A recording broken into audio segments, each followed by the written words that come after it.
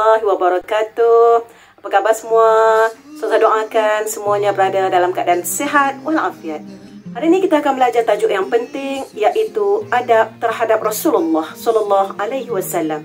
Satu tajuk yang sangat dekat di hati kita. Dan tajuk ini juga penting ya sebagai target SPM 2020. Jom sama-sama kita belajar. Sebelum kita mulakan, marilah kita sama-sama melihat apakah objektif pelajaran hari ini dan juga sukses kriteria, kriteria kejayaan. Diminta Afrah tolong bacakan. Baiklah Ustazah. Okey, objektif pelajaran kita hari ini yang pertama mengetahui adab-adab dengan Rasulullah sallallahu alaihi wasallam.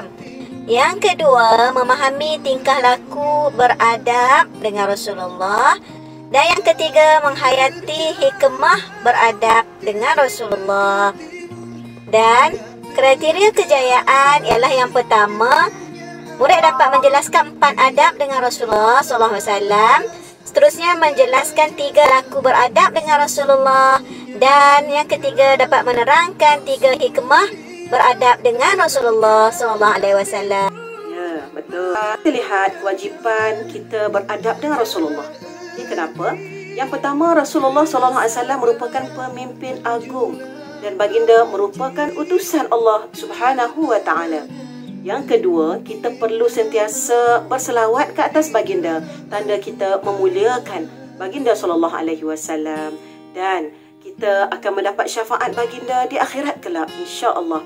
Dan juga kita hendaklah melaksanakan sunnah-sunnah Rasulullah. Ya, sebab itulah kita perlu belajar tentang adab dengan Rasulullah sallallahu alaihi wasallam. Allah Subhanahu wa taala menyeru kita supaya sentiasa mengasihi Rasulullah sallallahu alaihi wasallam kerana baginda adalah kekasih. Apakah adab kita dengan Rasulullah sallallahu alaihi wasallam? Yang pertama, kita hendaklah selalu berselawat ke atas Nabi. Allahumma shalli ala sayyidina Muhammad. Dan seterusnya, kita sentiasa berasa tawaduk, sopan santun apabila hadis Rasulullah sallallahu alaihi wasallam dibacakan. Dan yang ketiga, sekiranya kita ada kemampuan menunaikan haji dan umrah, hendaklah kita menziarahi makam Nabi sallallahu alaihi wasallam. Dan seterusnya lagi, kita beriltizam, berazam, bersemangat untuk mencontohi sunnah Rasul sallallahu alaihi wasallam, seperti kita solat sunat, puasa sunat, banyakkan berzikir dan lain-lain lagi. So, kita jemput sekali lagi Afrah untuk ceritakan kepada rakan-rakan kita. Ustazah, tingkah laku tidak beradab dengan Rasulullah. Yang pertama, tidak mentaati perintah baginda. Yang kedua, bercakap-cakap dan berbuat bising ketika menziarahi makam baginda sallallahu alaihi wasallam. Yang ketiga, tidak mengucap selawat ketika nama baginda disebut. Dan yang keempat, tidak menghormati sahabat-sahabat baginda sallallahu alaihi wasallam. Betul kan Ustazah? Betul tu. Sama-sama kita elakkan daripada bertingkah laku sedemikian. Baik, terima kasih Afrah. Kelebihan mengamalkan selawat ke atas Nabi. Yang pertama, jiwa akan sentiasa merasa tenang. Yang kedua, sentiasa beristiqamah mengamalkan ibadat fardu dan sunnah. Sunat, perkara-perkara sunat. Yang ketiga, sentiasa mengamalkan akhlak yang mulia, nilai-nilai murni yang baik sesuai dengan akhlak Ar-Rasul sallallahu alaihi wasallam. Dan yang keempat, akan sentiasa menjauhi perkara-perkara maksiat. Mengamalkan adab pada Rasulullah. Yang pertama, seorang yang mengasihi Rasulullah akan dikasihi Allah. Sentiasa akan dikasihi Allah. Yang kedua, mendapat kesejahteraan hidup di dunia dan akhirat.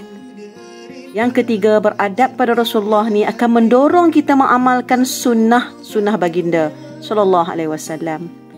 Yang keempat, akan melahirkan insan yang beradab sesama makhluk. Dan seterusnya, yang kelima, akan mendapat rahmat dan keampunan daripada Allah Subhanahu wa taala. Marilah kita sama-sama berselawat ke atas Nabi. Allahumma shalli ala sayyidina Muhammad wa ala ali sayyidina Muhammad. Perbezaan adab terhadap Rasulullah dengan adab terhadap orang awam. Yang pertama, adab terhadap Rasulullah, kita berselawatlah ke atas Nabi, menunjukkan rasa cinta kita pada baginda.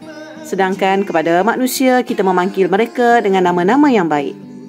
Yang kedua, rasa tawaduk dan hormat kepada Rasulullah ketika hadis baginda dibacakan. Tapi dengan manusia, kita bergaul dengan baik dan tidak menyakiti orang lain, sama ada dengan kata-kata ataupun dengan perbuatan kita. Dan yang ketiga, kita hendaklah menziarahi makam Rasulullah SAW ketika menunaikan haji dan umrah. Sedangkan sesama manusia, kita beradab dengan cara menziarahi rumah rakan, sahabat dan juga saudara mara kita. Baiklah, sekian dahulu untuk kali ini. InsyaAllah kita jumpa lagi dalam video-video yang lain. Jangan lupa like dan subscribe. Assalamualaikum warahmatullahi wabarakatuh.